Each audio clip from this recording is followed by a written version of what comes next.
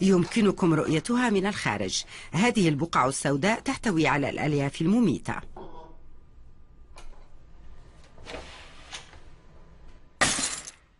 إن سقطت الحاوية وانكسر الزجاج الذي تحتويه فسينتشر الأسبست في الهواء.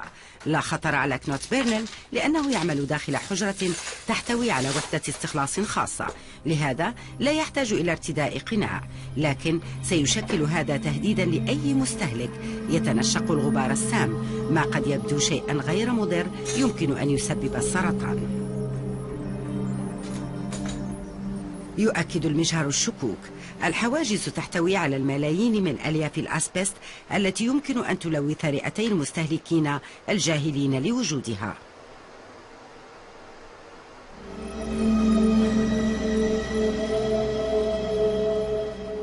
الألياف في الأوعية الحافظة للحرارة هي كريستايل أو أسبست أبيض، ونعلم أن مصدره كندا وهو ممنوع في أنحاء أوروبا.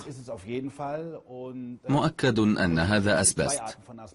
هناك نوعان للأسبست، الأول هو الأسبست الشبيه بالإبر وكروسيدوليت مثال عليه، كما أن هناك كريسوتايل الذي يكون أنعم ومنفوشا أكثر، وقد يكون خطرا مثل الأسبست الشبيه بالإبر، يبدو أنعم ومختلف الشكل لكنه ليس آمنا.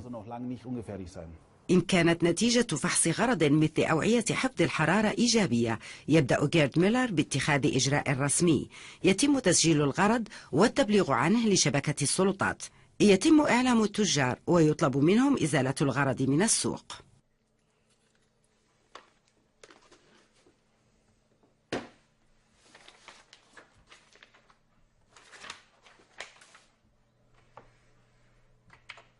ميلر على اتصال الآن بأوروبا، وهذا ضروري لأن غالبية المنتجات لا تسوق إلى ألمانيا فقط بل إلى العالم. لدى أوروبا نظام تحذير اسمه رابكس، وهو يدرج البضائع الاستهلاكية الخطرة على الإنترنت. تضم فئة الأسبست العديد من الأوعية الحافظة للحرارة والتي تم الإبلاغ عنها من أنحاء أوروبا، تحديدا ماركة سانفلاور. غالبية أوعية سانفلاور الحافظة للحرارة تأتي من الصين. يكتظ معرض يو التجاري قرب شنغهاي بالمشترين من أنحاء العالم على مدار السنة.